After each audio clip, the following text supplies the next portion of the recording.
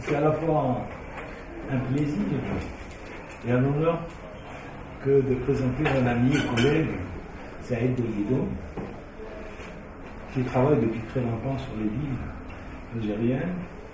Et puis cette entrée d'aujourd'hui avec la thématique commerce transnational et espace urbain, c'est une entrée qui est très forte et qui est importante dans la transformation des villes algériennes.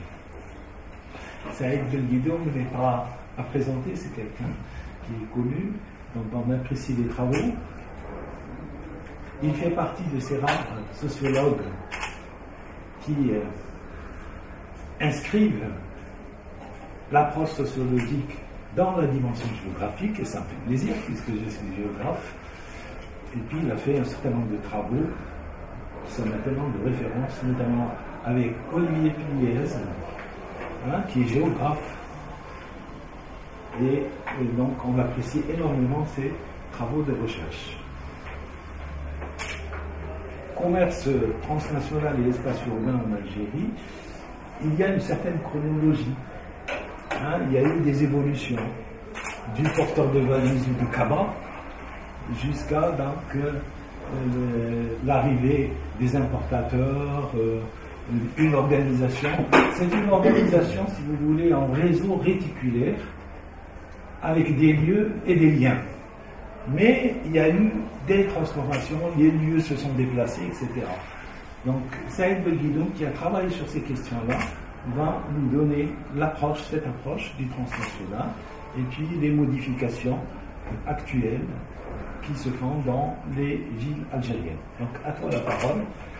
Merci Ahmed, merci pour cette belle présentation qui fait énormément plaisir, et je tiens à préciser donc toute la complicité que j'ai depuis des années avec Sidi Ahmed.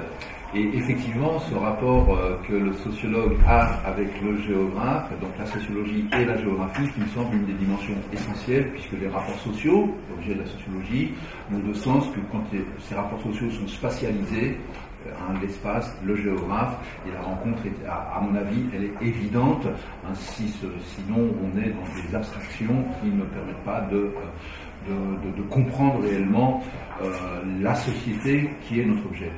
Je remercie le SEMA pour cette invitation, qui me fait également énormément plaisir de pouvoir exposer, faire une petite synthèse des travaux que j'entreprends depuis maintenant 7-8 ans sur cette question de l'économie transnationale et ces questions de mondialisation discrète et d'impact sur nos tissus urbains. Merci également au CRASC qui a accepté de nous prêter ses locaux pour qu'on puisse parler, discuter, échanger. Alors j'essaierai donc d'être assez concis, même si je m'en excuse par avance, je vais être un peu long, une cinquantaine de minutes je pense, pour pouvoir justement rendre compte de tout ça, d'autant plus que Sidi Ahmed a bien introduit, Sidi Ahmed a parfaitement compris les enjeux pour cette porte d'entrée, il a commencé à nous faire saisir les enjeux de cette porte d'entrée. Il me semble donc important de tordre le cou à certaines idées et d'apporter un regard différent à travers des concepts nouveaux qui sont l'intitulé de la communication,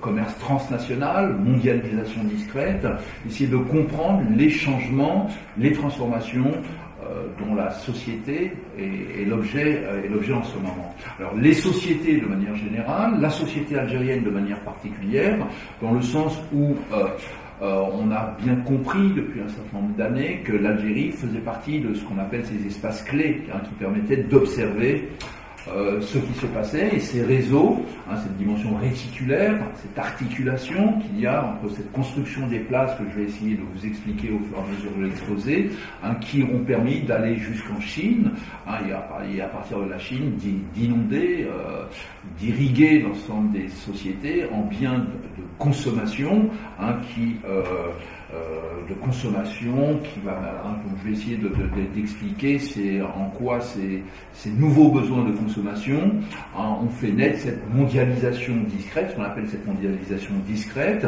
Mondialisation discrète est le nouveau mot qu'on propose avec Olivier Pliez et qui fait suite à, je l'expliquerai tout à l'heure, qui fait suite aux premières appellations de mondialisation par le bas, notamment celle proposée par Porte, Globalization from Below, qui était la première appellation, qui a permis de comprendre, d'avoir une autre approche, une autre dimension de la mondialisation, et de voir comment cette mondialisation discrète s'articule à un nouveau type d'économie qui, elle, s'est développée dans le sillage, dans les plis de la mondialisation par le haut, cette économie transnationale, également donc annoncé par Porte à la fin du XXe siècle, dans un texte qui date de 1994, donc qu'on appelle cette économie transnationale, qui est une autre forme de circulation migratoire et qui va prendre en charge, qui va porter cette mondialisation discrète que je vais essayer d'expliquer. Visibilité de ces phénomènes, eh ben on l'a dans nos rues, on l'a dans nos places, on l'a dans ce réseau urbain en pleine transformation, et cette dimension des places marchandes dans nos villes est un des éléments de la dynamique urbaine aujourd'hui. Grosso modo, nous avons différentes formes de dynamique.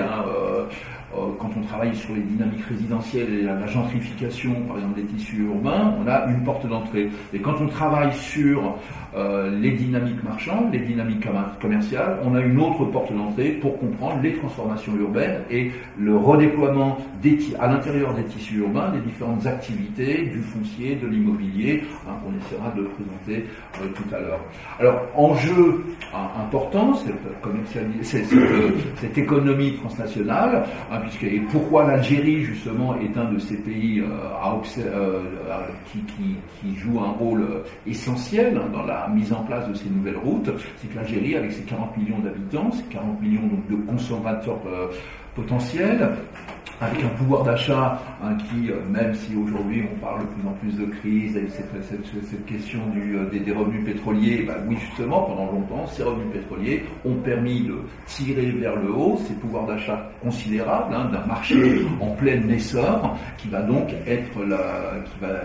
va donc permettre à ce commerce transnational de se développer.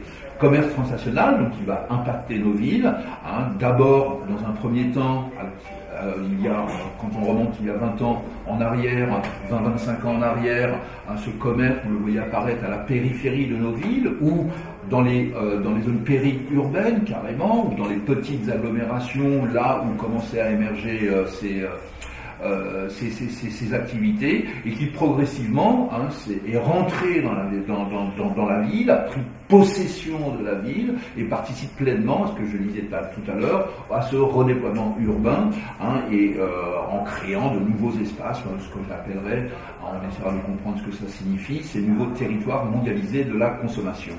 Donc plein de questions sur qui sont ces nouveaux acteurs de cette mondialisation discrète, comment les enjeux urbains et les reconfigurations urbaines en cours sont aujourd'hui liées à ces dynamiques commerciales. Donc ça ouvre plein de pistes qu'on ne pourra malheureusement pas toutes exploiter ou explorer à fond, mais qu'il est bon d'avoir en tête, sur le foncier urbain, sur la gouvernance urbaine, comment organiser ceci, et enfin donc comment les modes de vie, notre vie quotidienne est complètement impactée par cet essor du commerce. On le voit pendant nos espaces publics aujourd'hui sont fréquentés, l'approche en genre, la mixité sociale qui caractérise ces différents espaces et qui sont donc directement le produit de ces nouvelles formes commerciales dans la ville. Alors, j'essaierai donc de présenter, voilà le plan que je vous propose. Alors rassurez-vous, il y aura dans la seconde partie de l'exposé, il y aura un peu plus de photos, il y aura un peu plus d'illustrations qui essaieront donc de vous faire vivre ces terrains qu'on a développés depuis un certain nombre d'années. Donc dans un premier temps, je vais vous parler donc de ma démarche méthodologique qui me semble quelque chose d'important à préciser, plutôt que de commencer directement par vous présenter mes résultats. Je crois qu'il est intéressant de savoir comment puisque tu l'as souligné au départ, je crois que c'est important, si on a des choses à transmettre aussi, c'est pas seulement nos résultats, c'est aussi la manière dont on travaille, qui est aussi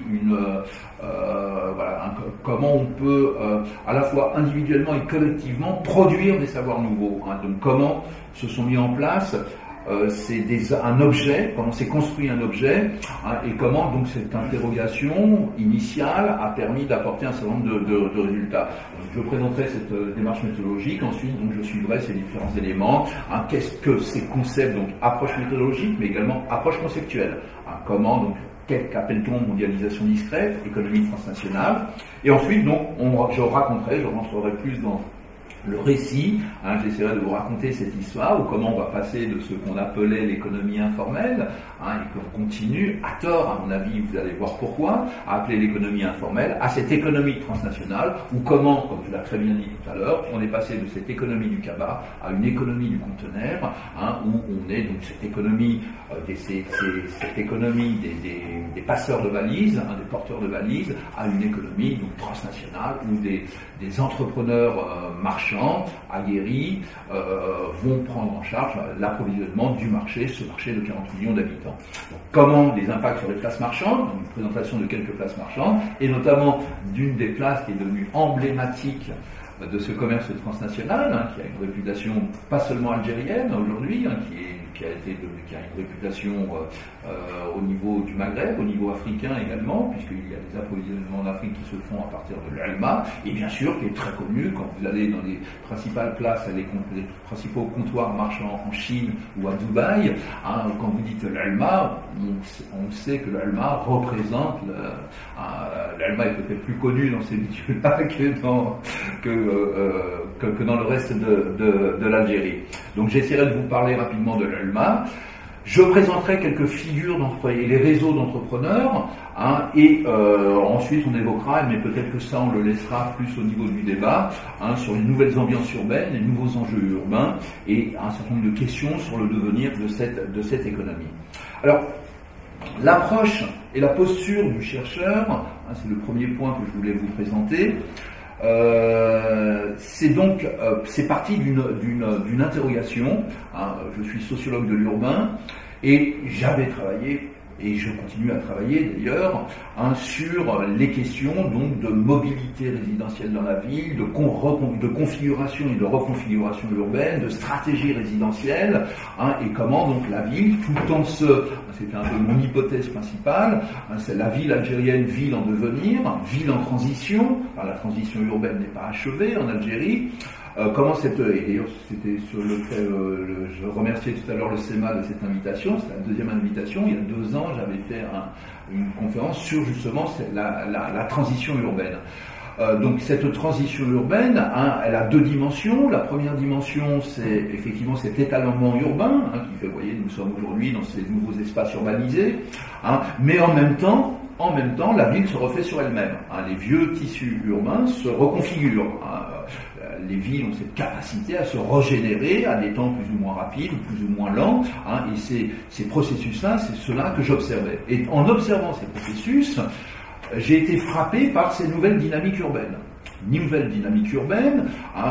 C'est l'époque de l'informel, c'est l'époque de l'apparition de ces nouveaux commerces, et ce nouvel engouement pour des produits de consommation de biens courants, qu'on appelle, selon les classifications, les biens, ce ne sont plus les biens de première nécessité, mais les biens de seconde nécessité, jusqu'aux objets de luxe, qui étaient approvisionnés, donc, dont les marchés commençaient à s'approvisionner, dans un premier temps, essentiellement par le biais du commerce transfrontalier et du commerce lié à l'immigration, et donc, mais comment ça commençait à impacter nos villes, et comment donc des places marchandes apparaissaient. Donc, une question, c'est quoi ce commerce? À quoi tient-il? Pourquoi prend-il telle importance? Et donc l'idée, ça a été pour comprendre ce fonctionnement, ça m'a conduit à remonter tout bonnement ce que je vais découvrir au fur et à mesure, à remonter ce que j'ai appelé remonter la route de la soie.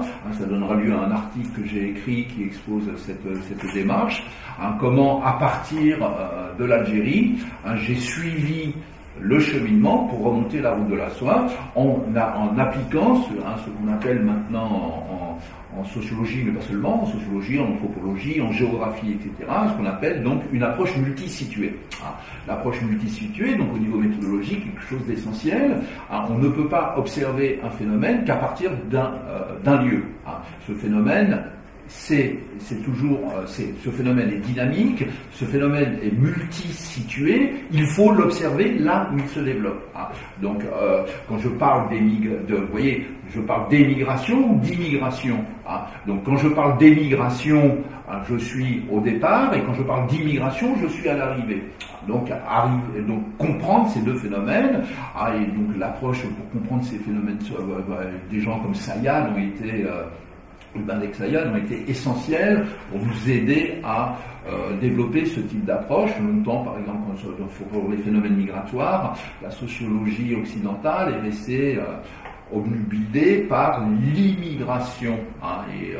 Il a fallu que Sayad dise, mais avant d'être immigré, on était un émigré, pour qu'on essaye de saisir ce flux, ce rapport dynamique de transformation.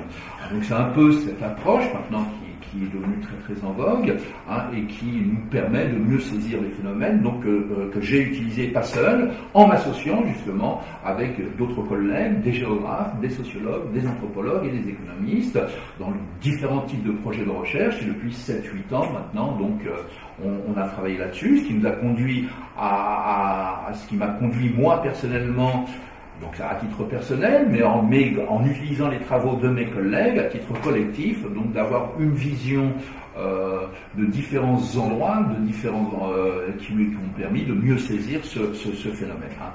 Donc, l'étude des places marchandes et leur identification, c'était un objet essentiel. Je me souviens de mes premières enquêtes pour étudier le commerce transfrontalier, donc sur Elwed, sur Tajnet, sur Berater. Je n'ai pas fait l'Ouest, mais j'avais des échos sur Marnia, puis ensuite progressivement sur les autres places qui vont prendre la relève à ces anciennes places du commerce transfrontalier, Ain Fakloun, Nila et Elma. L'identification des acteurs et des places, donc ce que j'appelle les routes superposées, qu'on va identifier et que je vais donc pas seul, mais avec mes collègues, que je vais suivre, que je vais remonter, pour ensuite d'Algérie aller voir ce qui se passait en France, la symbolique de Marseille, mais pas seulement Marseille, mais aussi à Dubaï, mais aussi en Chine, à Guangzhou, à Shenzhen, à Yiwu, etc. Donc c'est ce travail qui me semblait important et qui a donné lieu à un certain nombre de publications que vous trouverez après, que vous pourrez trouver sur mon site, mais donc sur les places marchandes en Algérie, donc il y a le numéro de l'année du Maghreb que j'ai copiloté avec Cathédrale Iraki, il y a et surtout le numéro que j'ai piloté avec Olivier Piliez des cahiers de l'EMAM sur commerce transnational et espace urbain autour de la Méditerranée, qui rassemble un certain nombre de communications portant sur ces différentes dimensions. Et il y a dernièrement l'article que j'ai mis en ligne une enquête réalisée avec Saïd Chouadra et Nadir Ali Khodja sur justement l'Alma, une anatomie d'une place emblématique du commerce. Alors tous ces articles sont en ligne, ils peuvent être consultés. Alors toujours sur les places marchandes, donc ça me permet je parlais de travail collectif, ça me permet d'évoquer Inès Boudinar, qui est ici présente et avec laquelle j'ai une très ancienne complicité au niveau des terrains, et avec lequel on a pu faire un travail particulièrement intéressant sur Oran, en étudiant deux places marchandes différentes, mais toutes deux liées. Vous voyez, vous montrez la diversité de ce commerce transnational, Choupo et Medina Jdila, deux dimensions justement qui vont impacter différemment l'espace urbain de la ville. Et enfin, un article qui est plus ancien sur les nouvelles places marchandes de l'Est algérien, publié en 2011. Alors sur les comptoirs en Chine, alors là j'ai beaucoup travaillé avec Olivier Piliez, donc la Méditerranée Sud, alors chinoise, un article en anglais. Les Algériens et les Égyptiens à Yiwu, construire une route de la soie, et celui que j'ai évoqué tout à l'heure, remonter la route de la soie. Donc sur l'approche critique de l'informel urbain, vous allez trouver également d'autres approches que vous trouverez sur ma bibliographie qu'il y a sur le net. Alors, sur l'immigration, puisqu'on est ici, donc un numéro qui va bientôt sortir, le numéro d'Insaniyet, le prochain numéro d'Insaniyet, où dans l'introduction que je co-signe avec Mohamed Isli Mohamed, on a piloté ensemble ce numéro qui s'appelle l'immigration vue du Sud, donc une importante introduction qui montre comment justement ces différentes circulations et comment le transnationalisme est une nouvelle donnée pour comprendre les phénomènes migratoires. Alors, ceci étant dit, rentrons maintenant...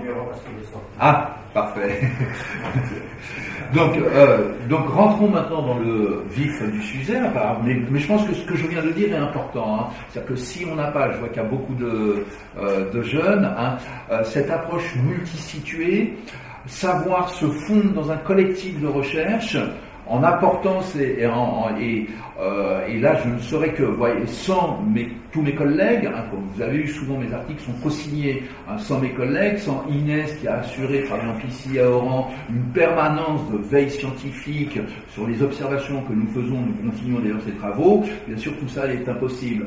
Donc s'inscrire dans une dynamique collective est quelque chose qui me semble important, et savoir travailler sur le multisitué sans a priori. C'est aussi quelque chose qui est important. Vous voyez, quand j'annonçais, longtemps, Saïd Belguidoum était connu pour CETIF, les stratégies résidentielles. Et quand j'ai annoncé que je travaillais sur le commerce, l'informel, j'ai dit non, l'informel, oui, il y a de l'informel, mais pas seulement l'informel. Le commerce, c'est pas seulement de l'informel. Il y a aussi et c'est-à-dire que si on va avec ces a priori, on va faire le contraire de ce que doit faire le chercheur. Vous savez, il y a cette fameuse maxime qu'il faut toujours avoir en tête. Le chercheur sait ce qu'il va chercher, il ne sait pas ce qu'il va trouver. Et si on n'a pas ça en tête, si on sait ce qu'on va trouver, c'est pas la peine d'aller chercher. On reste à la maison, on ne regarde même pas par la fenêtre, et on écrit, on décrète ce qu'on a vu. Donc, le point de départ, ce que j'avais annoncé en point 2, donc une nouvelle approche conceptuelle. Cette nouvelle approche conceptuelle, c'est de partir sur ce qu'on appelle donc une double mondialisation. Double mondialisation qui est en fait liée entre elles. Cette mondialisation discrète, qui est le pendant de la mondialisation par le haut, a eu des auteurs pionniers qu'il faut à tout prix connaître.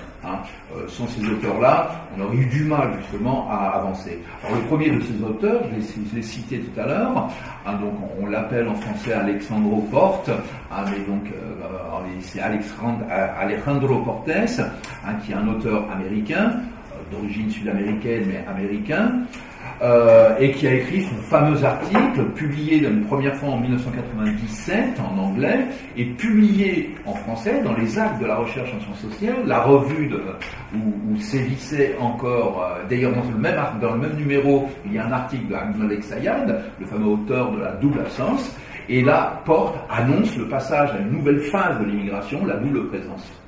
L'économie transnationale, celle de la double présence. Et c'est pas par hasard que Sayad fait appel à Porte pour annoncer cette nouvelle figure émergente des formes migratoires. La seconde grande référence, il y en a d'autres grandes références, mais celles qui ont permis d'introduire, de faire rentrer le concept et de lui donner sa notoriété, c'est Alain Tarius, un Français, qui va immédiatement faire écho aux travaux de Porte, qui Porte lui travaillait sur les Caraïbes, l'Amérique du Sud et l'Amérique du Nord. Tarius, lui, va prendre comme terrain la Méditerranée, va prendre ça comme écho, et va intituler un premier ouvrage qui s'appelle Les fourmis, les fourmis du commerce mondial, et qui ensuite va reprendre ses travaux et en 2002 va publier un ouvrage de synthèse mieux élaboré qui s'appelle La mondialisation par le bas, les nouveaux nomades de l'économie souterraine. Ce sont les deux grandes références. Alors, comprendre qu'est-ce que ça signifie, c'est d'abord rentrer dans un contexte. Le capitalisme mondial va connaître, à partir de ce qu'on a appelé le premier choc pétrolier, qui est une coïncidence finalement, puisqu'en vérité le premier choc pétrolier correspond à la fin de ce qu'on appelle le capitalisme fordiste, une forme de capitalisme donné, qui était caractérisée par un développement, grosso modo, le centre et la périphérie. Vous avez un centre développé qui va donner lieu à un marché des riches, et une périphérie, le reste du monde, une périphérie, les Suds, qu'on appelle aujourd'hui les Suds, qu'on appelait à l'époque le tiers-monde, et cette périphérie, riche en matières premières, riche en main-d'œuvre, mais inintéressante d'un point de vue marché. Merci. Donc, cette fin du Fordisme, dans les années 75-80, c'est aussi l'annonce de l'émergence des pays du Sud. Ces pays du Sud qui vont engager un processus de décentralisation de ce capitalisme fordiste, et qui vont, avec la mondialisation, qui vont permettre, la mondialisation, qu'est-ce que c'est? C'est tout bonnement un monde qui devient entièrement capitaliste et multipolaire. Par rapport à un monde, au capitalisme fordiste, qui était un monde construit sur la base du modèle centre et périphérie. Alors cette mondialisation, cette généralisation mondiale du capitalisme va donner lieu en fait à deux formes de mondialisation. La mondialisation connue, celle qu'on entend, celle qui occupe les médias, c'est celle des multinationales. C'est celle des multinationales qui organisent elles-mêmes la délocalisation, qui organisent elles-mêmes la régulation des marchés qu'elles vont promouvoir et conquérir, etc. C'est ce qu'on appelle la mondialisation par le haut. C'est la plus connue, c'est la mondialisation des marchés. Et il y a une autre mondialisation, celle qu'annoncent justement les auteurs que j'ai cités, cette mondialisation par le bas, qui elle va se développer dans le sillage, dans les plis de cette mondialisation par le haut, et qui va prendre en charge ce que la mondialisation par le haut ne prenait pas en charge. Rappelez-vous, je vous ai parlé, c'est important, je vous ai parlé d'un marché des riches, entre guillemets, et un marché des pauvres, également entre guillemets. Pour les multinationales, le marché des pauvres n'est pas intéressant, il n'est pas rentable. C'est un marché dont on ne s'occupe pas. C'est un marché potentiel, c'est un marché virtuel qu'on garde en suspens. Vous voyez, le marché africain, vous savez, on dit que l'Afrique, milieu sans doute du 21e siècle, les experts nous disent ça, milieu du 21e siècle, l'Afrique, plus d'1 milliard d'habitants, ça va devenir donc on a des réserves, mais c'est un marché qu'on garde pour après. Et donc on ne le prend pas, ce marché-là, on le protège à la limite, mais on ne le prend pas. L'Asie, c'est 4 milliards d'habitants, c'est un marché de pauvres, on ne le prend pas, etc. Ce marché des pauvres, la mondialisation discrète, la mondialisation silencieuse, elle va le prendre en charge. Elle va le prendre en charge en développant ses propres réseaux, en s'appuyant sur ses propres ateliers de fabrication, en organisant le fait que ces biens de consommation, que ces marchés dits des pauvres, l'appellation, elle est toujours en guillemets, parce que je reprends en vérité, oui j'aurais dû vous le dire ça, c'est dans ce qu'on appelle les schémas faits par la Banque mondiale, qui a inventé ces concepts de marché des riches et de marché des pauvres, la fameuse pyramide de la consommation, qui classe donc le marché des pauvres comme un marché non intéressant, un marché bas de gamme où il y a des faibles profits à réaliser. Et c'est ce marché des pauvres, en vérité, qui est en pleine ascension, puisque quand on compare, vous voyez, souvent quand je discute avec mes collègues européens, disant mais la crise en Europe, mais quand même il faudra bien, le capitalisme a besoin c'est un marché trop important, le marché européen. Je leur dis mais qu'est-ce que c'est que le marché européen? C'est 500 000 consommateurs. Le marché chinois c'est 1,5 milliard de consommateurs. Le marché indien c'est 1,5 milliard de consommateurs. Vous avez dans 2 pays 3 milliards de consommateurs. Donc qu'est-ce que c'est que le marché européen par rapport au marché européen? En vérité, ce marché dit des pauvres est un marché qui recelait d'énormes potentialités, et c'est un marché qui s'ouvre de plus en plus aux biens de consommation, des biens à la personne et les vêtements, etc., et des biens de la maison, les articles de maison, les biens, ce qu'on appelle aussi plus communément les biens de seconde nécessité. Alors, Le concept en lui-même, donc porte à cette fameuse citation, je pense qu'il est important de connaître. Il dit, en réponse au processus de mondialisation par le haut, sous-entendu par le haut, les individus migrants ont créé des communautés qui traversent les frontières nationales et qui, dans un sens très concret, ne se situent véritablement ni ici ni là, mais ici et là en même temps. On a là posé les termes de ce qu'on appelle le transnationalisme. On va passer de ce que Sayad disait, l'immigration fordiste a généré des situations où on n'était ni ici ni là-bas, et où souvent les politiques intégrationnistes des pays du Nord disaient bon, ces immigrés, faut les intégrer à notre société, etc. On va passer à une situation du post-national, du transnationalisme, où pour un certain nombre de migrants, la problématique n'est plus celle d'être ni ici ni là-bas, ou n'est plus d'être ici ou là-bas, mais d'être ici et là-bas en même temps. C'est ça la définition du transnationalisme.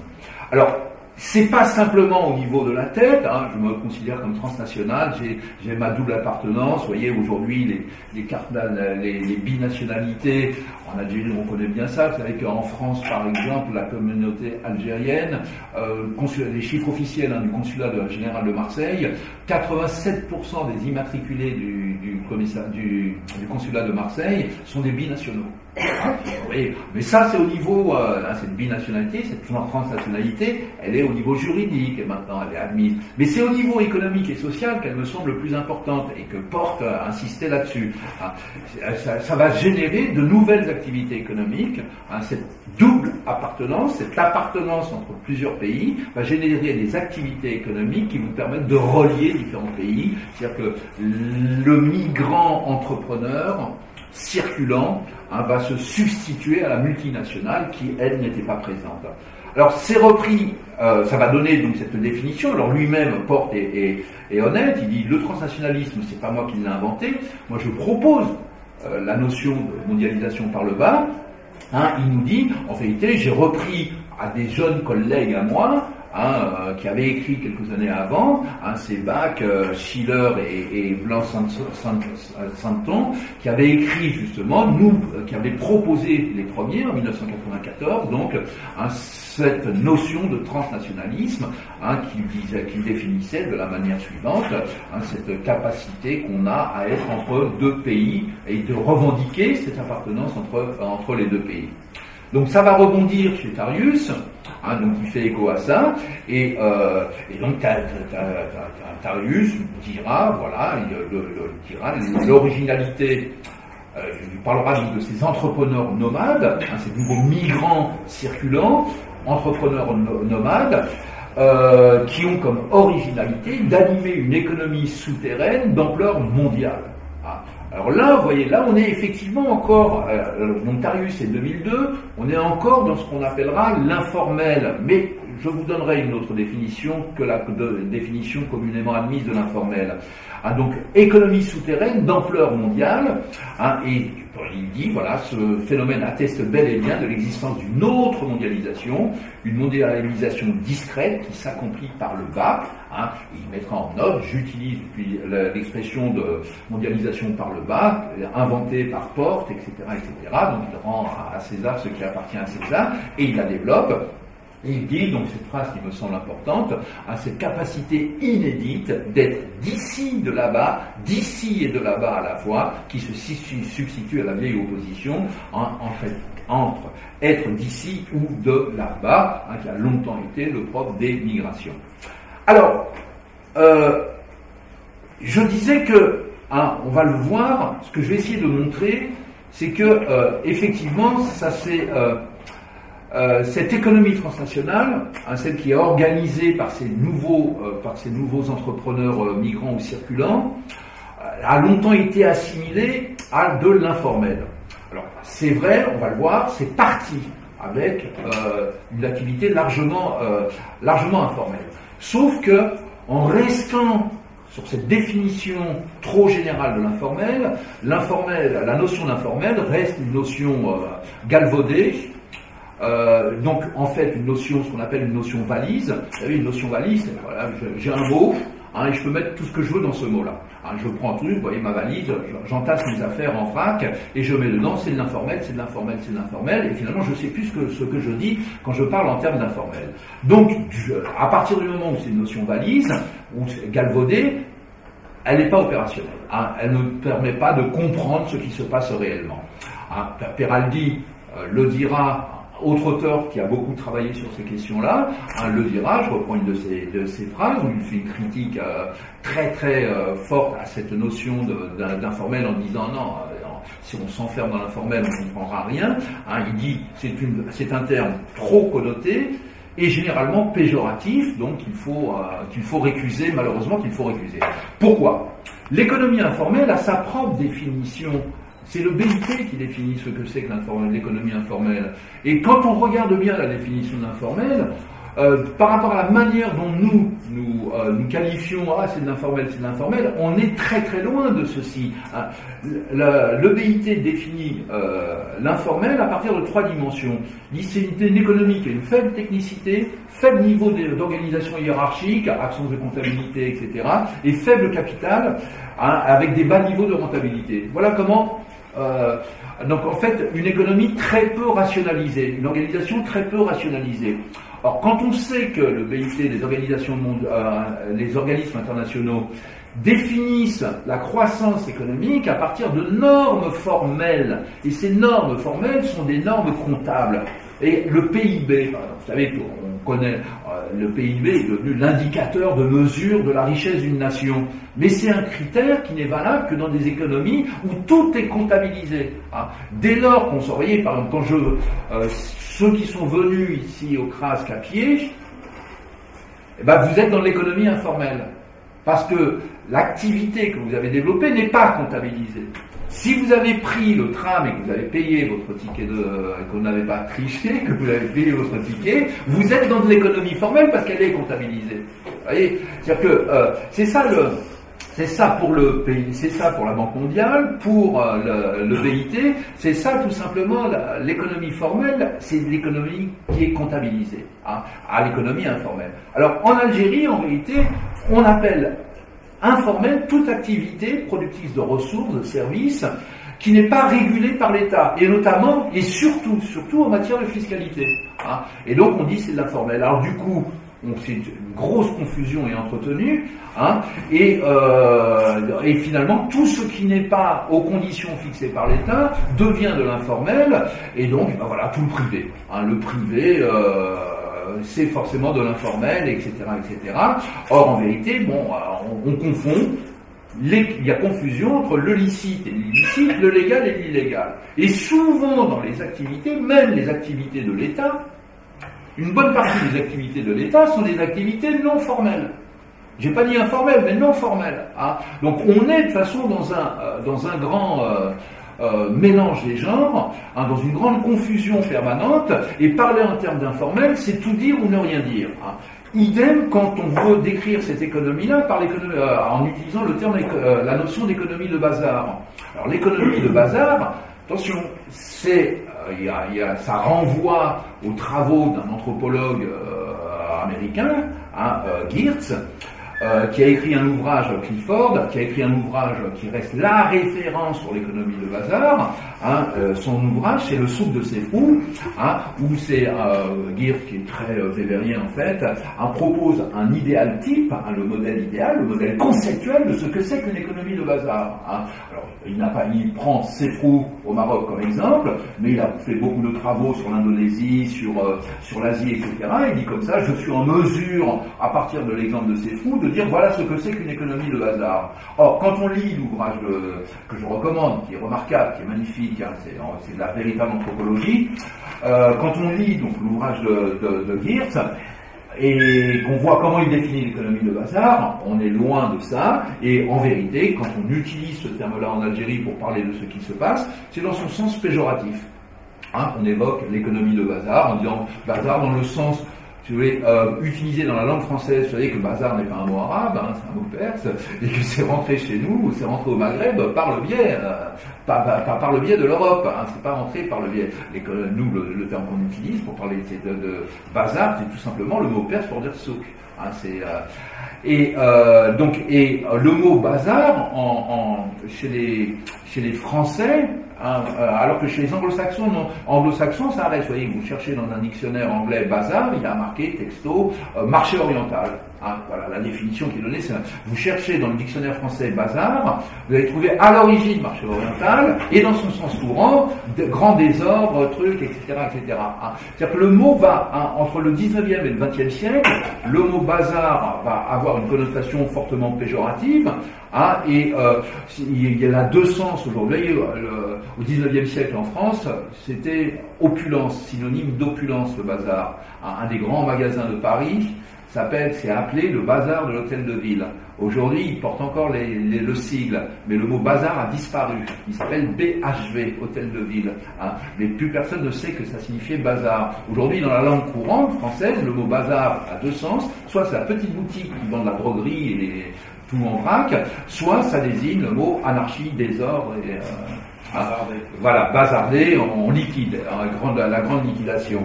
Et quand on parle des marchés algériens en termes de bazar, on a plus cette image-là qu'essayer de rendre compte. Et derrière ce qui peut apparaître comme étant un grand désordre, comme toute chose, vous voyez, quand je ne comprends pas une chose, c'est forcément désordonné. Dès lors que j'essaye d'en comprendre la logique, je vais y trouver un ordre. Et donc, cet ordre, il est dans cette économie transnationale. Donc, cette mondialisation discrète, concept central que nous utilisons avec l'économie transnationale, permet de nommer ces dynamiques économiques multiformes, certes difficiles à saisir, comme je l'ai dit, et que les qualificatifs tels que par le bas ou informel ne suffisent plus à définir. Mondialisation discrète, ça veut dire que c'est un commerce transnational peu formalisé, vous voyez, je ne dis plus informel, je dis peu formalisé, ce qui est différent.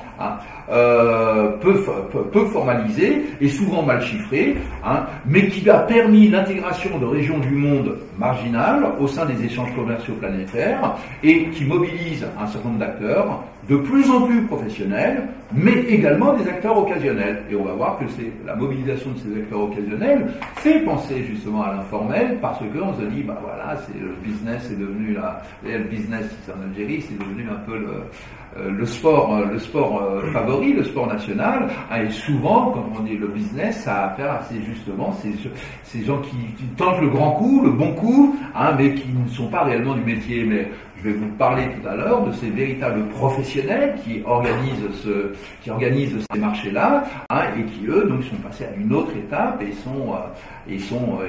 contrôlent, maîtrisent cette économie transnationale. Donc marché également de précision. Cette économie transnationale, elle concerne un type de biens.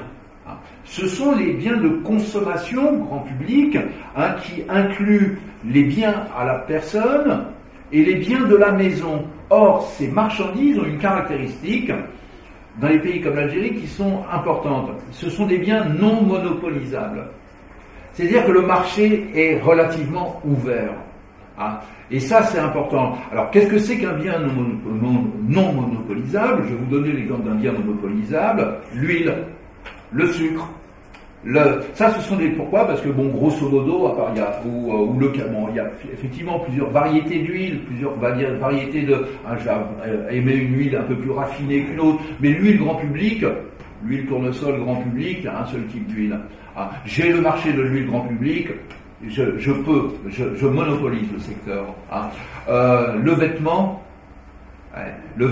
chaque jour il change. Je regardais mes pantalons il y a 3 ans, ils sont démodés, je suis obligé de les remplacer, je suis obligé de les, etc. C'est-à-dire que le vêtement, c'est quelque chose qui se renouvelle en permanence et qui présente une variété, malgré les modes, qui présente une variété qui le rend difficilement monopolisable.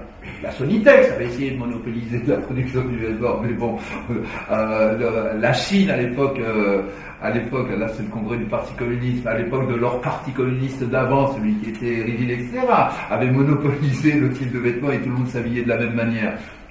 Mais vous voyez que les biens, l'importation des biens d'équipement, des biens de consommation, des biens est difficilement monopolisable, et ça en fait un marché relativement ouvert.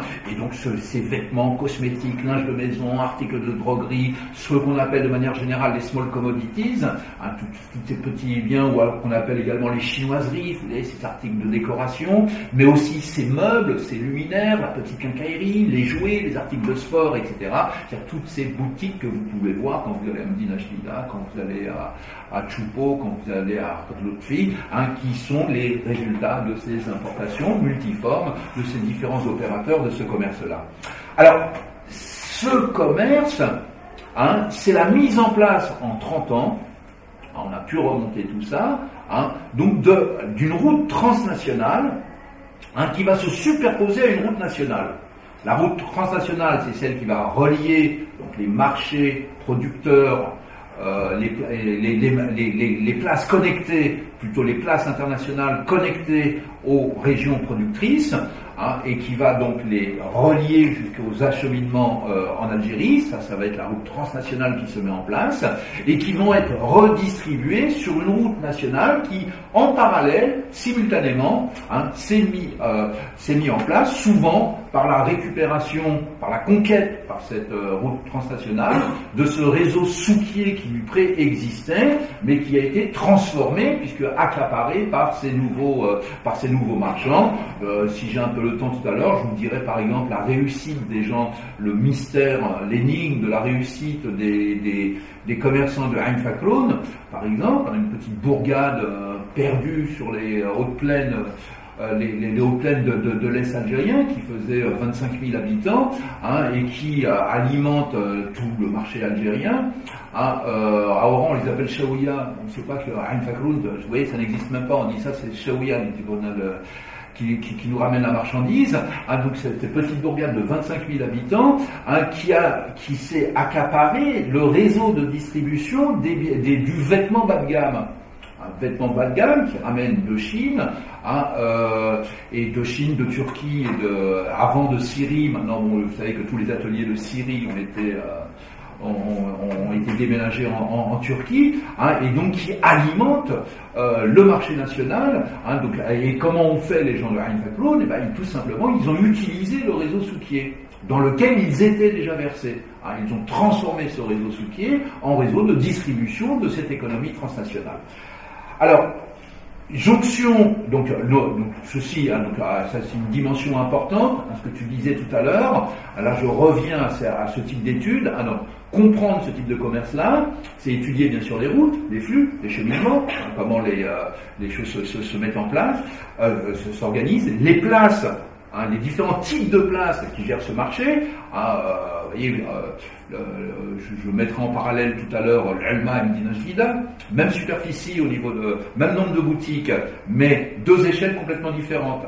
3000 boutiques de grossistes et de demi-grossistes à l'Elma, 3000 boutiques de demi-grossistes et de détail à Medina Chida. Vous voyez, et Medina Chida, en grande partie alimentée par l'Elma. Vous avez plusieurs compagnies de transport, ici à Oran, transport semi-remorque, qui organisent la distribution entre l'Elma et Oran. Donc étudier les routes, les places, et bien sûr, donc la hiérarchie de ces places, et bien sûr, les acteurs de ces places. Alors, grosso modo, là, vous voyez, là, ça c'est juste un petit schéma, je ne sais pas si on voit bien ressortir les... nouvelle géographie des échanges mondiaux. Alors je travaille avec mes collègues justement géographes de Toulouse, où on a donc différents chercheurs qui sont, donc il y a ceux qui travaillent sur le Caire, il y a ceux qui travaillent sur la Tunisie, Belgardan qui est un endroit important de ce commerce. Et qui, l'Inde, etc. Et bien sûr, une des villes, on fera un zoom tout à l'heure là-dessus, une des villes symboliques de cette nouvelle route de la soie, c'est Yiwu, qui est devenu le point de départ, Alors, de l'informel au transnational, oui, on l'a dit tout à l'heure au départ, il y avait bien de l'informel. Et nos premiers, vous voyez cette citation que j'ai d'un des pionniers de ce commerce-là, qui avait commencé justement comme étant voilà, un porteur qui faisait les allers-retours sur la France. Et là, on était encore complètement, c'est la période où on est encore complètement connecté au réseau migrant. Pour ramener de marchandises, il faut des devises. Pour avoir des devises, il faut être connecté avec ceux qui ont des devises, c'est-à-dire les travailleurs immigrés, qui à ce moment-là étaient dans leur grand projet de rentrer réel ou supposé de revenir au pays, donc qui investissaient au pays pour se construire la fameuse maison du retour, et qui donc transféraient l'argent. Et donc ça faisait le bonheur des uns, faisait également le bonheur des autres. Donc il y avait cet échange-là, et donc le commerce à la valise s'est mis en place, et pendant plusieurs années, cette fameuse période de Hamrouch, cette première libéralisation entre guillemets du marché, ce fameux plan anti-pénurie avec l'émergence des couches moyennes algériennes qui commençaient à revendiquer des biens de consommation. Et donc cette ouverture relative des frontières, il n'y avait pas de visa pour la France, on pouvait, et des prix d'avion relativement accessibles, qui faisaient qu'on pouvait dans la journée, on prenait le plus rapide, le moins cher, les porteurs de valises prenaient le plus rapide et le moins cher, aller à Marseille. Parfois ils n'allaient même pas jusqu'en ville, ils s'arrêtaient à Plan de Campagne ou alors directement à Belzins, où à Belzins il y avait 400 boutiques recensées par Tarius à l'époque, 400 boutiques qui étaient spécialisées justement, vous voyez, donc on allait faire nos courses à Belzins, les 400 boutiques, le supermarché de l'Algérie était à Belzins, 400 boutiques qui vendaient des trucs et des commissionnaires, des courtiers qui allaient, qui remplissaient les valises, qui passaient et qui... Mais ça a duré un temps, c'est la génération des cabas, et on a bien compris que c'est pas ça qui va aujourd'hui, si ça existe encore, c'est complètement marginal, et c'est complètement un commerce d'appoint. Il m'arrive dans mes déplacements fréquents entre la France et l'Algérie de voir de temps en temps des gens avec des cabas de biens où ils ont passé commande avec une supérette, et ils ramènent pour la supérette, etc. Si vous allez à Primark à Marseille, qui est le nouveau Tati, c'est une marque anglaise, Primark, qui est le nouveau Tati, qui faut des objets un peu plus standing que Tati, etc., à des prix qui défient toute concurrence, et eux, c'est une multinationale qui joue sur les mêmes réseaux que nos acteurs de tout à l'heure. Alors vous allez trouver effectivement des gens qui font l'aller-retour, qui vont remplir de valises, qui vont passer, etc. D'ailleurs, Primark a compris le truc, il limite le nombre de ventes de produits à 15. Alors, vous avez le droit d'acheter 15 produits du même type, etc. Donc il faut faire la chaîne, donc ça existe encore, mais c'est complètement marginal. On est passé à autre chose. Alors comment on est passé à autre chose? Je vous avais promis de vous parler de Ain Fakloun, parlons de Ain Fakloun. Quand je débarque à Ain Fakloun en 2011, je leur dis comme ça, mais comment vous avez fait vous? C'est pas possible, vous êtes loin de tout, parce que vous voyez, la grande théorie à l'époque, c'était de se dire l'Elma, c'est développé en même temps que l'Elma. La grande explication, c'était de dire l'Elma, c'est sur l'autoroute, c'est sur l'axe, il n'y avait pas encore l'autoroute, mais sur l'axe principal, Sétif n'est pas loin, Constantine, ces trucs, c'est la place idéale pour que ça puisse se développer. Ok. Ain Fakloun, c'est loin de tout. Ain Fakloun, certes, ce n'est pas loin de Constantine, c'est à 80 km de Constantine, mais ce n'est pas une nationale importante. C'est assez compliqué, on met 1h30 pour aller à Constantine de Ain Fakloun. Ain Fakloun, ça a été l'oublié des grands programmes de développement. On va choisir comme chef-lieu de Daïra Mbouagui, le truc. Ain Fakloun, il n'y a rien. Même le programme logement, il n'y en a pas. Ain Fakloun, c'est le truc. Donc il y a quoi? Ils ont une immigration qui n'est même pas dans le sud de la France, une immigration qui est en région parisienne, ils sont à Saint-Cyr essentiellement. Et ils avaient effectivement une petite économie soutière. Ils travaillaient ils faisaient donc les marchés. Et ils allaient s'approvisionner, c'est l'époque, le début du commerce transnational, transfrontalier, et c'est des places comme Bir Ater qui font venir les produits de Tunisie, à l'époque on faisait venir de Tunisie et de Libye, qui alimentaient tout le marché de l'Est. Alors les gens de Ain Fakloun allaient s'approvisionner. Ils avaient grâce à l'immigration, ils ont ramené les 404, c'était l'époque des 404 bâchés ou des 504 bâchés. Puis ensuite c'était les masses à bâcher, donc ils ont été, ils remplissaient, ils achetaient avec Intel, et ensuite ils sillonnaient les marchés. Ils sillonnaient les marchés et ils revendaient ce qu'ils avaient acheté à Bir Ater. Jusqu'à ce que certains d'entre eux disent, mais les gens de Bir Ater, comment ils font? Bir Ater, vous voyez où c'est TBSA. C'est une petite localité au sud de Tébessa, juste à la frontière tunisienne, dans les grandes steppes de l'Est algérien. On n'est plus dans le plateau, on est dans les steppes. Et avec une frontière très facile à passer, souvent on ne voit pas. Je me suis promené plusieurs fois le long de la frontière, on me dit là on est en Tunisie, là on peut passer facilement. On voit les troupeaux par exemple, les troupeaux de moutons passer de l'un à l'autre. J'ai fait du parmi le terrain avec André. On s'était baladé là-bas avec André Prenant, à qui je rends un autre géographe, à qui je dois beaucoup. Et donc ils se sont dit, mais si les gens de Bir Hatter ramènent cette marchandise-là, nous aussi on est capable de la ramener. Donc ils sont allés eux aussi en Tunisie. Ils ont vu que les Tunisiens ramenaient de Libye. Ils ont continué en Libye.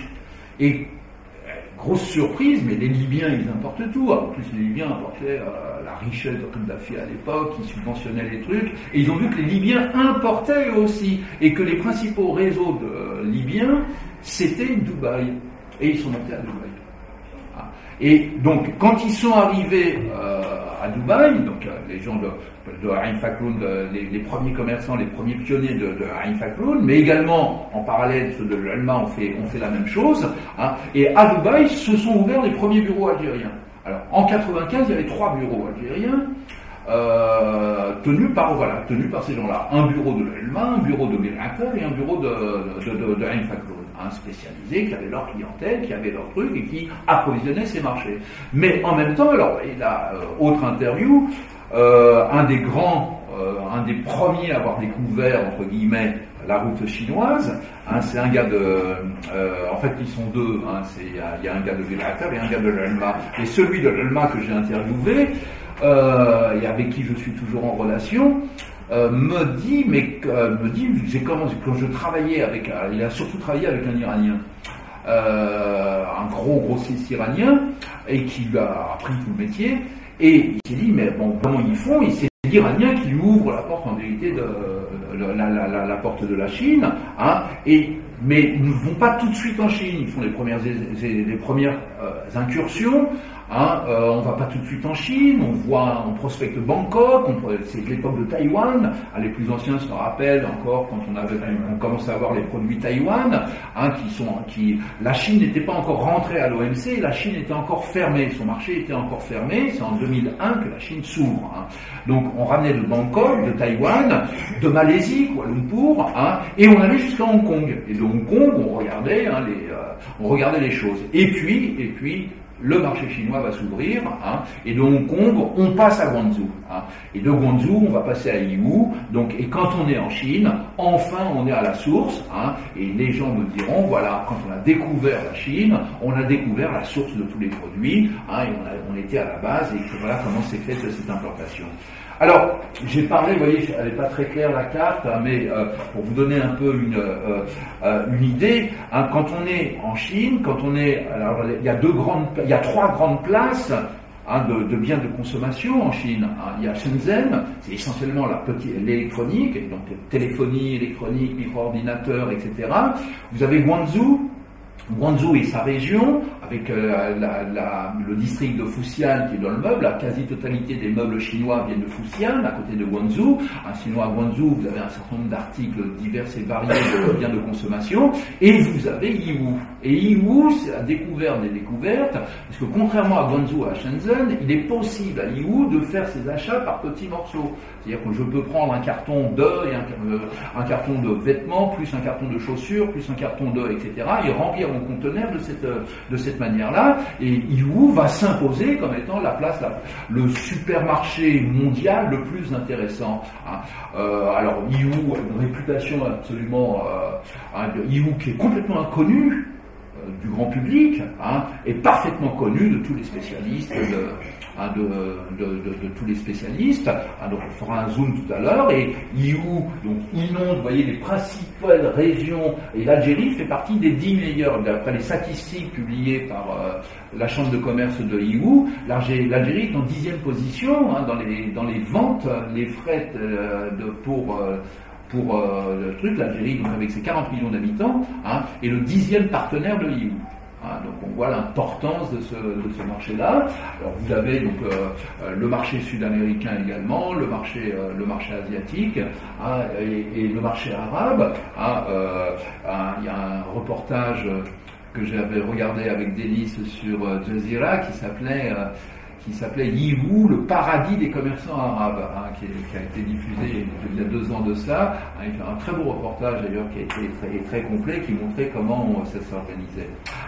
Donc, cette route de la soie, ouverte avec la Chine, en remontant les étapes, c'est ça qui nous donne cette mondialisation discrète, et qui va faire qu'on va rompre cette nouvelle économie qui se met en place. C'est une rupture avec... ça me semble important, avec le creuset initial, celui des échanges qu'on faisait avec l'ancienne métropole, avec la France, etc. Les chercheurs, notamment français, pensaient mais également algériens, pensaient que le coût des visas, l'introduction des visas, c'est ce qui aurait orienté nos commerçants vers les faire glisser vers les pays de l'Est. Alors c'est vrai que ça joue un rôle de catalyseur quand on a institué les visas, alors qu'avant il n'y avait pas de visas, ça a obligé à regarder ailleurs. Mais de toute façon, on allait regarder ailleurs, et la route vers l'Asie mineure, la Turquie qui continue à jouer un rôle très important, Dubaï qui joue un rôle différent. Avant c'était à Dubaï qu'on allait chercher les marchandises, aujourd'hui c'est à Dubaï qu'on organise le fret et que le change se fait par Dubaï, et donc la Chine qui deviennent donc les principaux. Donc les passages, donc je ne vais pas revenir là-dessus, je l'ai déjà évoqué.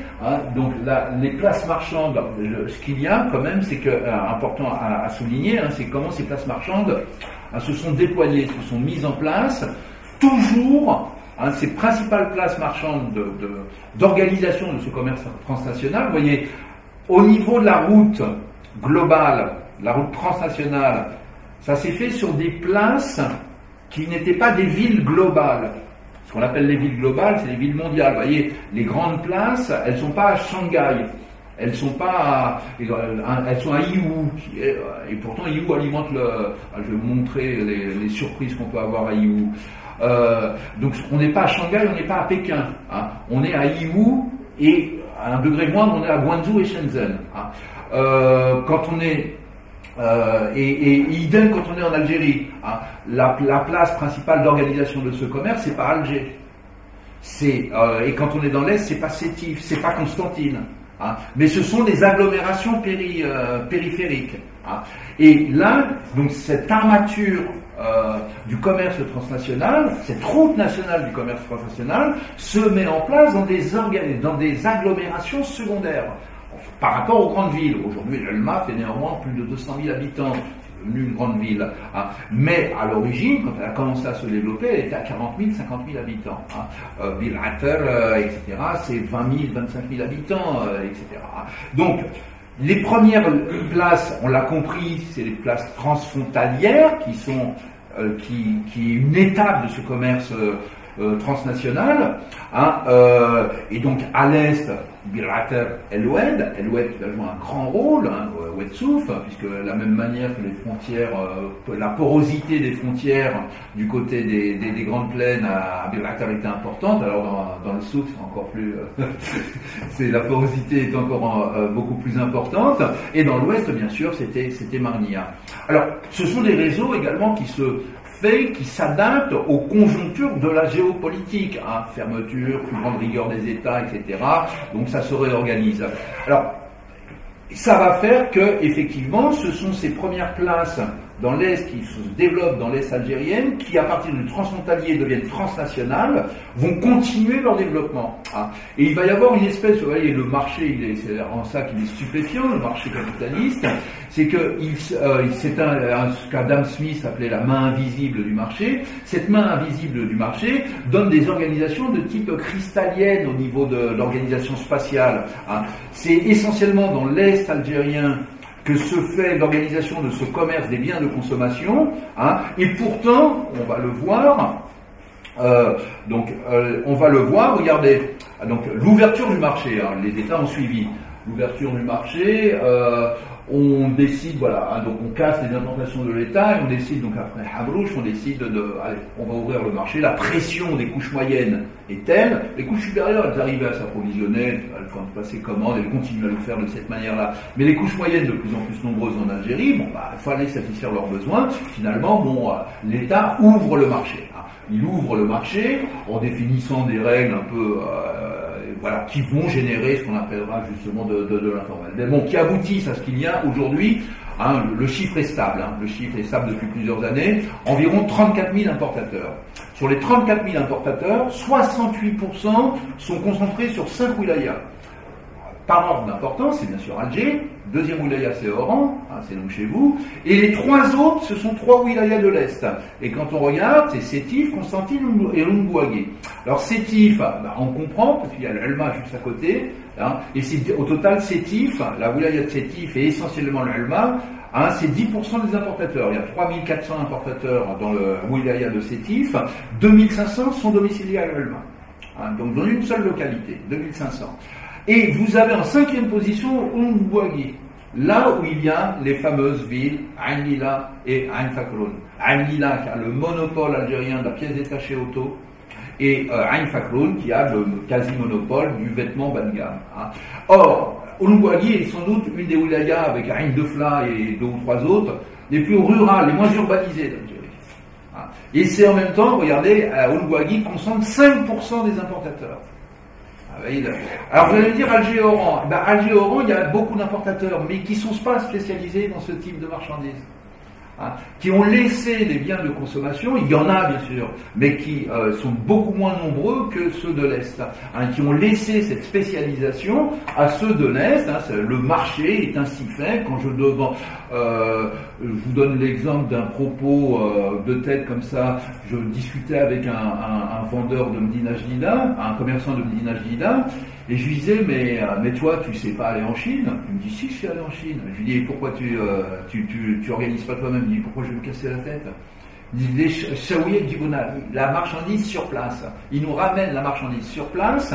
Je n'ai ni problème de douane. Ils prennent une faible marge de bénéfices, j'ai ma marge à moi, hein, je n'ai ni cassement de tête avec la douane, avec le fret, avec le truc, ma marchandise fait rester pendant 3 mois, je vais faire des démarches, courir au port pour le dédouanement, là je vends, je truc, j'ai ma marge de manœuvre, etc. etc. Vous voyez, il y a une organisation du marché, des réseaux bien structurés qui vont faire que tout le monde trouve son compte dans cette économie qui a su s'organiser. Donc, alors les différents niveaux. Alors, je vous avais promis donc de parler. Alors là, vous allez trouver donc le détail en suivant ce lien-là. Mais voilà, donc je vous ai parlé de Ain Fakhroun. L'Elma donc est devenue la place emblématique. Donc on a fait une étude sur la place. Alors regardez, là ça nous montre comment. Alors bien sûr, ça c'est des captures les cartes ne sont pas exactes dans le sens où c'est des captures d'écran et que à l'origine, vous voyez, à l'origine, c'était pas construit. Hein. Donc, mais regardez comment ce qu'on appelle Souk Dubaï à l'Elma, comment ça va se développer en 1999. C'est ce petit trait, vous voyez, ce petit trait jaune, qui est ici, et qui est à l'extérieur de la ville. Tout le reste n'est pas construit, juste en face de la gare routière. En 2001, ça va se développer le long de l'axe. En 2002. En 2003, en 2005, en 2007, en 2010, en 2012, en 2015, et aujourd'hui, donc les observations continuent. Donc nous, nos enquêtes se sont arrêtées à ce moment-là, où sur 110 hectares, on a donc recensé 3249 locaux commerciaux, donc 2300 en activité, qui pratiquaient pour la quasi-totalité donc de la vente de gros ou de semi-gros, et qui donc concerne aussi bien les biens de la personne avec les Provences, l'Elma, grande place de redistribution du marché national, mais aussi maghrébin, notamment tunisien, donc pour ceux vous allez être surpris, et les fréquentations, par exemple les week-ends, il est difficile de trouver une place à l'hôtel à à Sétif ou à l'Alma. On a construit des hôtels à l'Alma, mais les hôtels de Sétif sont également complets. Pourquoi? Parce que l'afflux de Tunisiens, avant on allait nous acheter en Tunisie, maintenant c'est le contraire qui se passe, l'afflux de Tunisiens qui viennent pas seulement des commerçants, mais aussi de simples consommateurs, qui jouent sur le fait que le différentiel de change étant très intéressant, donc ont une marchandise relativement pas chère en Algérie, donc passent la frontière et viennent s'alimenter. Donc voilà les principaux lieux d'approvisionnement, et donc la répartition de ces boutiques, vous voyez les équipements à la personne, c'est donc pour boutique ouverte à l'époque c'est 26%, les équipements de la maison c'est 48%, la quincaillerie c'est 19%, et avec l'apparition dans ce Dubaï d'un certain nombre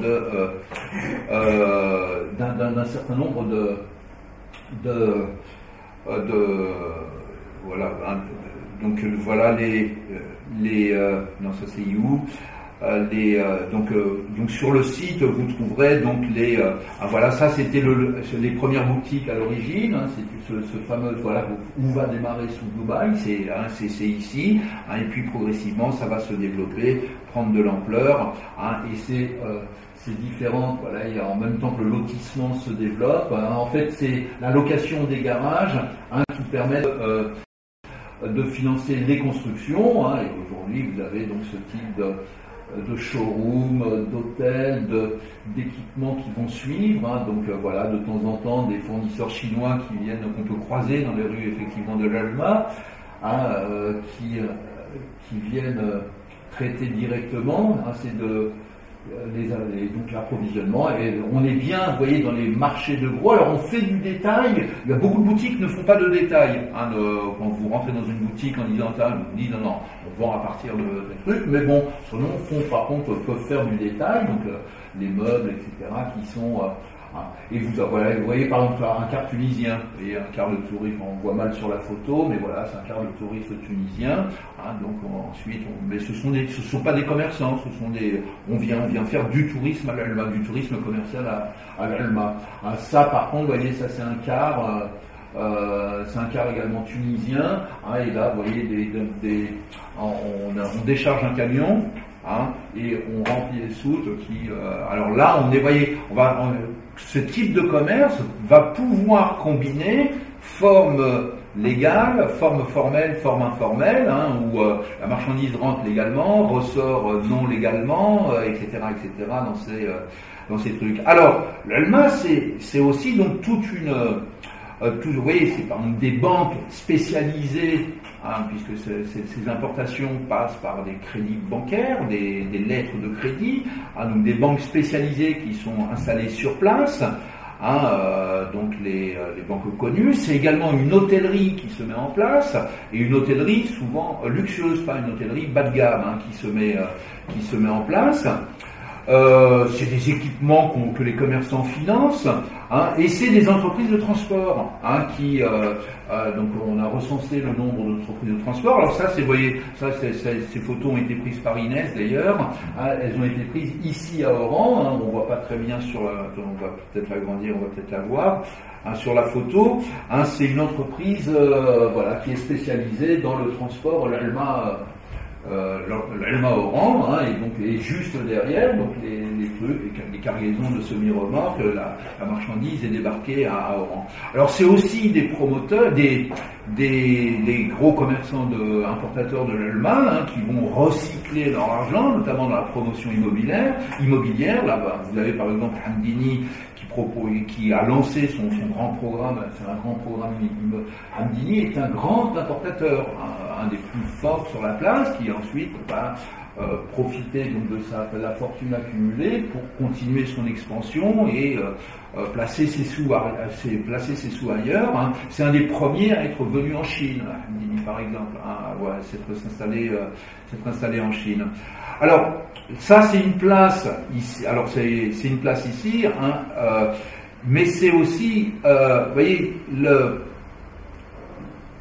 je vais essayer d'aller très vite maintenant, et on va plus être dans les photos que dans le. Alors, vous voyez, donc le point de départ c'est You.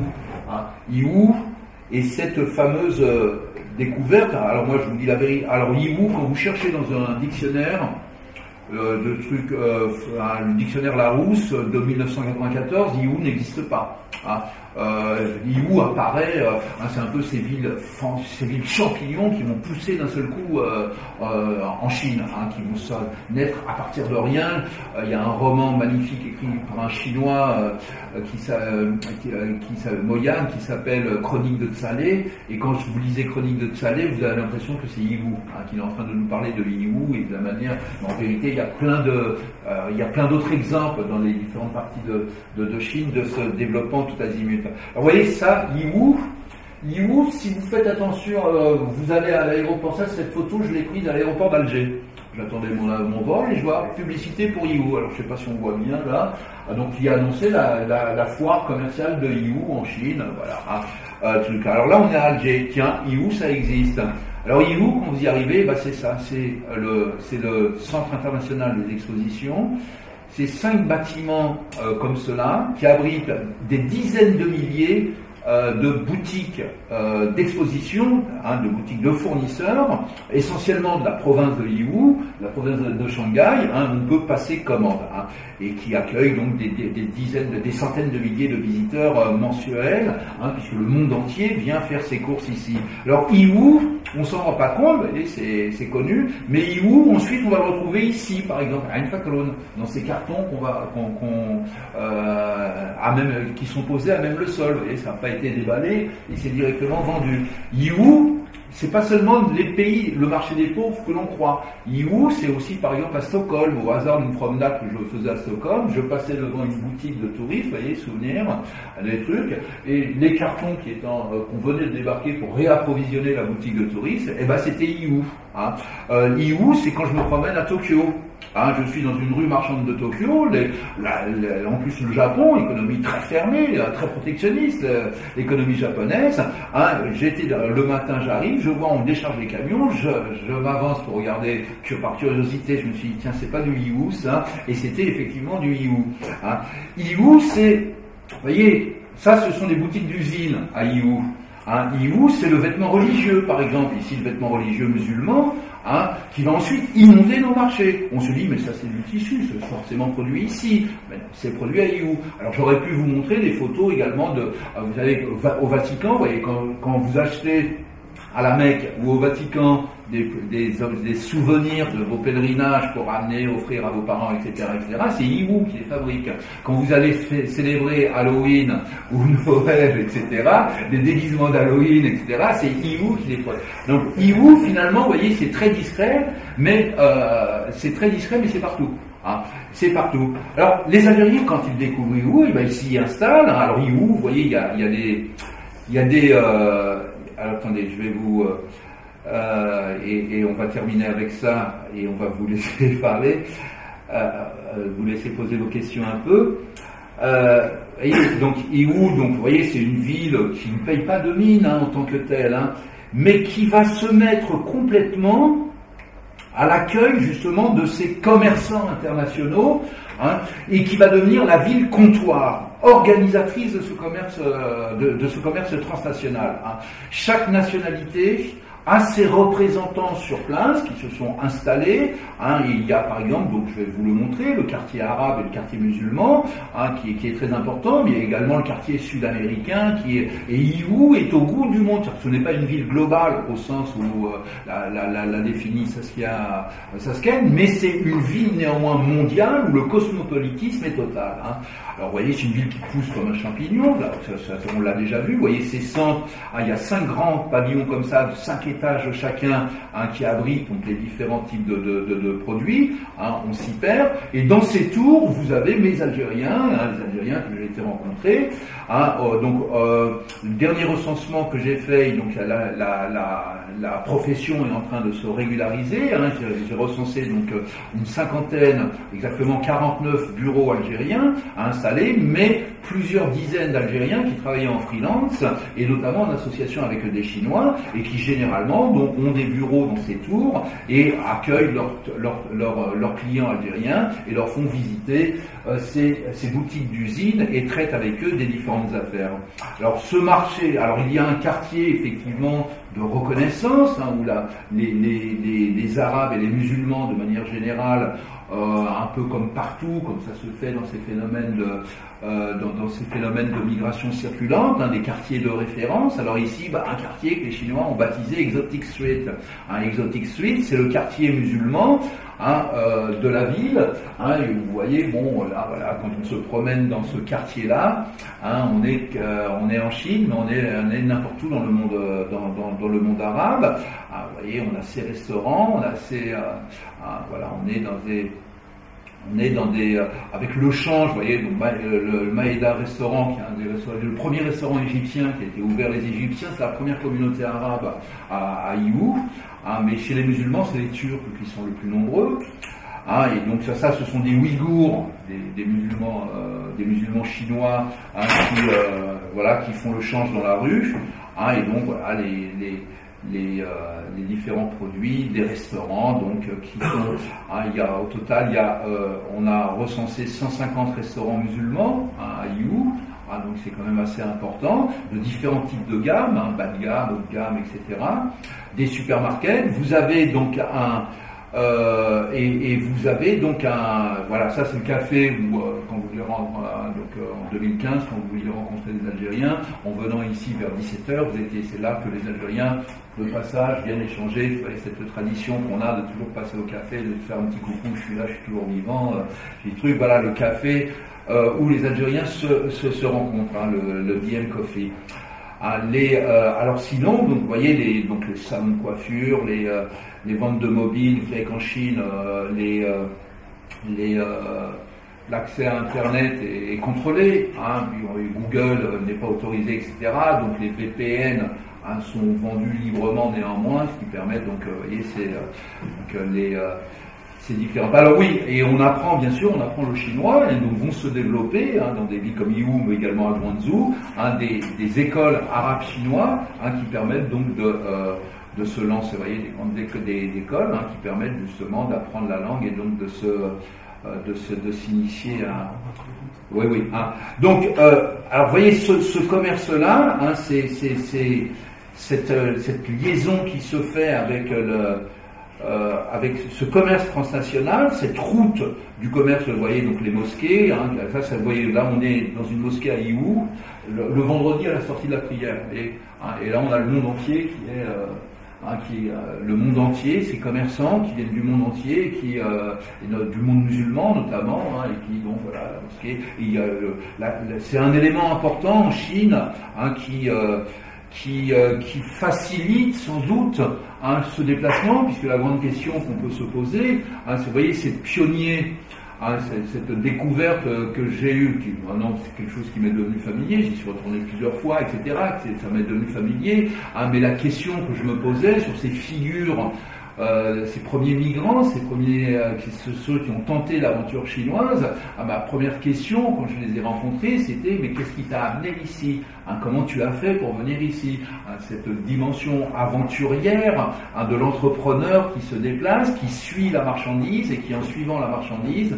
décide de s'installer dans un pays où l'exotisme est total, où il sait qu'il est complètement, mais finalement vous découvrez qu'il y avait des connexions possibles. C'est pas aussi, l'altérité est forte, mais pas aussi forte que ça, parce qu'il y a il y a un trait d'union qui a rendu possible cette installation. Ici, ça a été l'islam, par exemple. Et le fait qu'il y ait l'islam, ça signifiait aussi qu'ils ont trouvé des traducteurs, qu'ils ont trouvé des gens qui parlaient arabe, des Chinois qui parlaient arabe. Les Algériens sont étonnés quand ils voient des Chinois en Algérie parler arabe. Ils pensent qu'ils ont appris l'arabe ici en Algérie. Or, ils ont appris l'arabe tout simplement en Chine ou en Égypte et en Syrie, puisqu'avant avant la guerre, ils allaient beaucoup en Syrie. L'islam de Chine est un islam relativement dynamique, et donc il y a un certain nombre de musulmans chinois qui ne sont pas que les Ouïghours, mais qui sont aussi les Hui. Les Hui appartiennent à l'ethnie dominante, l'ethnie des Han, et qui ont facilité ces éléments. Alors je conclus, voyez, cette économie, donc j'ai essayé de vous montrer quelques aspects de cette économie transnationale qui se met en place, et qui alimente par conteneurs entiers, parce que donc c'est cette masse de volume. Donc l'Algérie à Yiwu est le 10e client, mais il n'y a pas que Yiwu qui alimente l'Algérie. J'ai fait le zoom sur Yiwu, mais c'est Shenzhen. Toute l'électronique que nous avons viennent de Shenzhen et sa région. Le mobilier vient de Guangzhou et sa région, etc. Mais pas seulement, ça vient aussi dans le tableau très rapidement. Je vous ai montré comment mes importateurs de l'ELMA ramenaient aussi beaucoup de Turquie, ramenaient de. Donc il n'y a pas une fixation forcément sur la Chine, il y a une fixation sur des routes, sur des places et sur des lieux où on peut s'approvisionner. Certains explorent de nouvelles places, explorent le Vietnam, explorent l'Indonésie, explorent, mais pour l'instant ça reste la Chine qui propose les éléments les plus intéressants, mais à chaque fluctuation, parce que cette dimension réticulaire de l'organisation de l'économie transnationale est aussi très labile. La labilité de ces réseaux, à chaque conjoncture peut amener une transformation, et la plasticité, la capacité qu'ils ont à s'adapter, à rebondir, à se restructurer en fonction de ceci. Alors, ça a des impacts, vous voyez, je vais terminer avec ça, les deux grands impacts. Au niveau de la gouvernance urbaine, pendant longtemps, tant qu'on était dans une économie plus ou moins souterraine, plus ou moins informelle, etc., c'était du commerce périphérique. Aujourd'hui, c'est devenu du commerce central. C'est du commerce qui devient de plus en plus riche, qui a besoin de visibilité et qui prend possession des centres-villes, de plus en plus. Les centres-villes se paupérisaient, ils sont en pleine gentrification, ils prennent possession des centres-villes, ils prennent possession des quartiers péricentraux, Medina Jdida, etc. Une véritable rénovation urbaine se fait à Medina Jdida. Ce n'est pas l'État qui l'a fait, ce sont les commerçants qui construisent leurs boutiques, qui rénovent les immeubles, qui font du neuf. Et c'est aussi les quartiers nouvellement urbanisés, ou qui accueillent les nouveaux espaces de la mondialisation, et notamment les nouveaux centres commerciaux. Et ça a une conséquence sur le foncier. Ça a une conséquence sur le foncier, c'est-à-dire qu'on devient de plus en plus riche. Ça veut dire qu'on est prêt à mettre le prix. Ça veut dire qu'une boutique de 40 mètres carrés se loue aujourd'hui à 16 millions de centimes le mois, payable cash, 1 an ou 2 ans. Les commerçants essaient de l'avoir pour 2 ans, comme ça ils savent qu'il n'y aura pas d'augmentation. Le propriétaire préfère qu'on le paye cash sur une année, comme ça il se dira l'année suivante je renouvelle le contrat ou je proposerai à plus offrant. Donc ça a un impact considérable sur le prix du foncier et donc sur la redistribution et l'organisation urbaine. D'où le problème de gouvernance urbaine. D'un côté, on a un État qui ne voit pas ça, ou qui laisse un truc, mais de toute façon, quand il essaye de faire, il fait mal. Et d'un autre côté, on a donc une ville qui se refaçonne, qui se redéploie sous l'impact de cette dynamique commerciale. Deuxième dimension, qui me semble également très très importante, c'est que ce commerce transnational, en inondant massivement de biens de consommation, en ouvrant ses vitrines dans la ville, modifie les ambiances urbaines. Modifie les ambiances urbaines et modifie donc la manière de pratiquer la ville. Il n'y a pas un endroit, je suis allé dans des petites agglomérations, des daïras, des trucs, dans l'Est, etc. Maintenant, on a chaque truc à sa rue marchande, et sa rue marchande, ce n'est plus une rue d'hommes, c'est une rue, dans certains lieux, on l'appelle la rue des femmes, comme ça, mais ce sont des rues mixtes, puisqu'on fait de plus en plus maintenant dans ces biens de consommation, de biens de la maison, etc. Ce sont pas simplement des biens féminins. Le cosmétique, certes, est féminin. Il y a encore une division des tâches qui fait que les vêtements pour enfants, c'est surtout la femme qui va s'en occuper. Et de plus en plus maintenant, ce sont des couples qui vont faire du shopping ensemble, qui vont fréquenter ces espaces ensemble et qui donnent une nouvelle dimension, une nouvelle ambiance urbaine. C'est-à-dire que cette mondialisation discrète impacte considérablement la ville dans sa morphologie, dans son organisation, mais aussi dans sa manière de la pratiquer, dans ses nouveaux espaces. Et c'est à dessein que j'avais pris ça comme photo, et je conclue et je termine. Vous voyez, une rue comme on a l'habitude de les voir, rue marchande, hein, qui nous donne cette idée du désordre, du bazar, etc., mais qui est quand même, la photo n'est pas claire, mais qui est quand même relativement mixte, hein. Il y a des hommes et des femmes qui se partagent l'espace urbain, hein, et ces nouveaux espaces mondialisés de la consommation, toujours cette mixité, hein, vous voyez, on peut mettre en parallèle ces deux photos. Hein, là, nous sommes à l'extérieur, ici, nous sommes à l'intérieur, hein, et ici, nous sommes à Sétif, mais on pourrait être n'importe où dans le monde. On pourrait être à Singapour, on pourrait être à Tokyo, on pourrait être à Stockholm, les images que vous avez montrées tout à l'heure. Hein, on est dans ces espaces mondialisés et avec toujours cette même mixité, hein, et ces trucs, ces deux mondes qui vous voyez, cette publicité, hein, cette femme qui passe devant cette publicité qui lui annonce, qui l'invite à aller consommer.